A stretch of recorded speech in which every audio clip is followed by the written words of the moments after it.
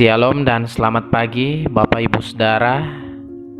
Kembali lagi dari Bukit Sion kita akan mendengarkan firman Tuhan.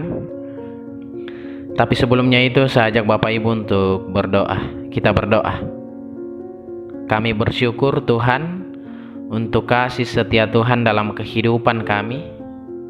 Kami bersyukur untuk hari baru, nafas baru, kehidupan baru yang kami rasakan di pagi yang indah ini. Mensyukuri semuanya itu ya Tuhan, kami akan membaca, merenungkan akan kebenaran firman-Mu sebagai kekuatan kami, agar firman-Mu ini dapat mengubahkan hati, pikiran, perkataan, dan hidup kami. Allah Bapa dalam kerajaan sorga, kami siap untuk mendengarkan firman-Mu. Di dalam dan demi anak-Mu Yesus Kristus itu Tuhan dan Juru Selamat kami yang hidup. Amin. Bapak Ibu Saudara, pembacaan kita pada pagi yang indah ini terambil dari 2 Raja-Raja 4 ayat 1 hingga ayatnya yang ke-7. 2 Raja-Raja 4 ayat 1 hingga ayatnya yang ke-7. Lembaga Alkitab Indonesia memberi judul Minyak Seorang Janda. Salah seorang dari istri-istri para nabi mengadukan halnya kepada Elisa sambil berseru, "Hambamu, suamiku, sudah mati dan engkau ini tahu bahwa hambamu itu takut akan Tuhan. Tetapi sekarang penagih hutang sudah datang untuk mengambil kedua orang anakku menjadi budaknya."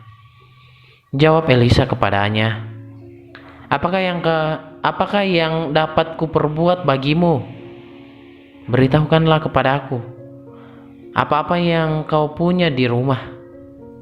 Berkatalah perempuan itu, "Hambamu ini tidak punya sesuatu apapun di rumah, kecuali sebuah buli-buli berisi minyak." Lalu berkatalah Elisa, "Pergilah, mintalah bejana-bejana dari luar, daripada segala tetanggamu, bejana kosong, tetapi jangan terlalu sedikit. Kemudian masuklah, tutuplah pintu, sesudah engkau dan anak-anakmu masuk. Lalu tuanglah minyak itu ke dalam segala bejana.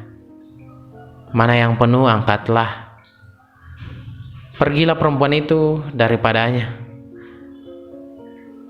Ditutupnyalah pintu sesudah ia dan anak-anaknya masuk, dan anak-anaknya mendekatkan bejana-bejana kepadanya, sedang ia terus menuang.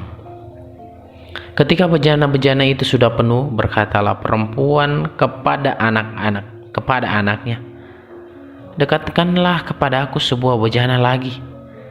Tetapi jawabnya kepada ibunya, Tidak ada lagi bejana." Lalu berhentilah minyak itu mengalir. Kemudian pergilah perempuan itu memberitahukan kepada abdi Allah, dan orang ini berkata, "Pergilah, juallah minyak itu, bayarlah hutangmu, dan hiduplah dari lebihnya, engkau serta anak-anakmu." Amin. Firman Tuhan. Bapak Ibu Saudara, pembacaan kita pada pagi yang indah ini, dan kita akan bersama-sama merenungkan dalam satu tema, pertolongan Allah tidak pernah terlambat. Pertolongan Allah tidak pernah terlambat.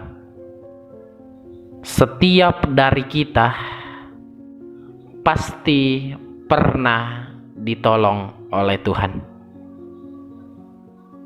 Setiap dari kita pasti pernah ditolong oleh orang lain. Bapak Ibu Saudara, perjalanan hidup manusia di dunia ini penuh dengan warna-warni. Segala sesuatu bisa berubah dengan drastis. Kadang berada di atas, tapi dengan secepat kilat bisa berada di bawah. Hari ini berlimpah harta, esok masuk penjara. Hari ini berada di puncak popularitas, esok dengan gampang dilupakan orang dan tak dianggap lagi. Seperti halnya jika kita melihat saudara-saudara kita yang ada di Mamuju dan di Majene, sekejap saja hartanya hilang. Segala kepunyaannya, mobil, rumah yang mewah, lenyap. Untuk itulah segala sesuatu ada masanya, kata pengkhotbah. Ada suka dan duka, sakit dan sehat, tertawa menangis, mendambur menuai, berhasil dan gagal. Namun yang pasti dalam setiap keadaan Tuhan sanggup menolong kita tepat pada waktunya. Tuhan dapat menghadirkan mujizat, Tuhan dapat menolong dalam situasi bagaimanapun yang secara manusia dan menurut manusia itu mustahil. Tetapi menurut Tuhan tiada yang mustahil bagi Dia. Bapak Ibu Saudara, ada kisah seorang wanita yang mengalami pergumulan sangat berat dalam bacaan kita. Kebahagiaan dan canda tawa yang ia rajut bersama suaminya terasa begitu cepat berlalu, berganti kepedihan dan penderitaan. Suaminya mati dan meninggalkan banyak hutang. Dalam bacaan kita dikatakan, penagih hutang sudah datang untuk mengambil kedua anakku menjadi budaknya. Namun Bapak Ibu, jika kita baca di akhir kisah, janda ini mengalami terobosan dalam hidupnya. Mujizat dan pertolongan Tuhan yang ajaib dinyatakan. Apa yang menjadi rahasianya? Apa yang menjadi rahasia janda ini? Yang pertama, ia datang ke alamat yang tepat, ke orang yang tepat. Janda ini menyampaikan permasalahannya kepada Tuhan dan pada akhirnya ia beroleh pertolongan. Tuhan berkata, "Berserulah kepadaku pada waktu kesesakan. Aku akan meluputkan engkau dan engkau akan memuliakan aku." Janda ini datang kepada Nabi Elia. Kemudian yang kedua, Bapak Ibu, ia bertindak dengan iman. Sedikit minyak berubah menjadi banyak ketika janda ini mau melakukan apa yang diperintahkan Elia, yaitu meminta bejana-bejana dari tetangganya.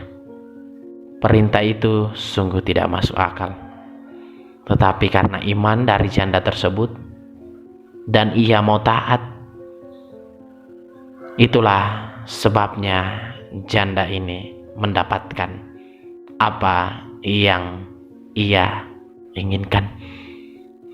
Bapak Ibu Saudara, terkadang dalam kehidupan kita selalu mengandalkan diri kita, kekuatan kita. Kita melupakan bahwa ada Tuhan. Bukan karena kuat dan hebat kita sehingga kita ada pada saat ini. Dalam kesesakan, dalam pergumulan hidup, dalam sakit penyakit, dalam duka cita, dan lain sebagainya, Tuhan hadir di tengah-tengah kita semua. Untuk itu Bapak Ibu Saudara, mari kita mulai kehidupan hari baru kita dengan penuh dan terus mengandalkan Tuhan dalam setiap aspek kita. Pertolongannya tidak pernah terlambat dalam kehidupan kita. Amin. Firman Tuhan. Mari kita berdoa. Kami bersyukur kepadamu ya Allah untuk firman yang kedengaran di setiap kami masing-masing. Kami bersyukur untuk setiap apa yang Engkau berikan sepanjang seminggu lamanya. Minggu baru kami akan mulai, hari baru kami akan mulai. Tentunya ya Tuhan, sebelum kami memulai semuanya itu, kami mensyukuri dan memohon pertolongan Tuhan dalam kehidupan kami. Sama seperti firman Tuhan pada hari ini yang mengajarkan kami untuk terus bersandar kepadamu. Pertolonganmu tak pernah terlambat kepada janda yang ada dalam bacaan kami. Allah Bapa dalam kerajaan sorga, kami percaya Engkau juga terus bersama-sama dengan kami. Berdoa ya Tuhan untuk jemaat Tuhan yang dalam duka cita. Tuhan, kami percaya Engkau penghibur yang sejati. Kami percaya Engkau sanggup mengubahkan duka cita menjadi sebuah sukacita melalui orang-orang yang ada di sekitar mereka, melalui keluarga, melalui orang kerabat, melalui orang terdekat, juga melalui tetangga-tetangga. Kami percaya melalui semuanya itu ya Tuhan, jemaat Tuhan yang berduka dapat mengalami sukacita kembali. Tolong mereka ya Tuhan. Juga kami berdoa untuk jemaat Tuhan yang dalam sakit penyakit, entah itu karena virus corona, entah itu karena berbagai penyakit lainnya. Kami percaya Engkau tak pernah meninggalkan mereka. Engkau terus hadir bersama-sama dengan mereka dalam isolasi mandiri, dalam isolasi di rumah sakit. Tuhan hadir, Tuhan berikan Roh Kudus Tuhan, sehingga ia dapat memperoleh kesembuhan, pemulihan. Tuhan berikan kuat, kesabaran dalam proses pemulihan ini, agar melalui para medis, obat-obatan, keluarga, dan orang-orang di sekitar mereka itu dapat memperoleh kesembuhan. Allah Bapa dalam kerajaan sorga, kami juga berdoa untuk setiap jemaat Tuhan, baik selaku bapak dan ibu, kakek dan nenek, kakek dan nenek, dan tante om, juga sebagai anak-anak. Tuhan berkati dalam kehidupan semuanya ya Tuhan. Tuhan, berdoa untuk pekerjaan, berdoa untuk usaha jemaat Tuhan, berdoa untuk pendidikan anak-anak Tuhan, anak-anak sekolah minggu Tuhan. Kami percaya Engkau tak pernah meninggalkan kami semua. Allah Bapa dalam kerajaan sorga, kami berdoa untuk para janda duda dan lansia yatim piatu.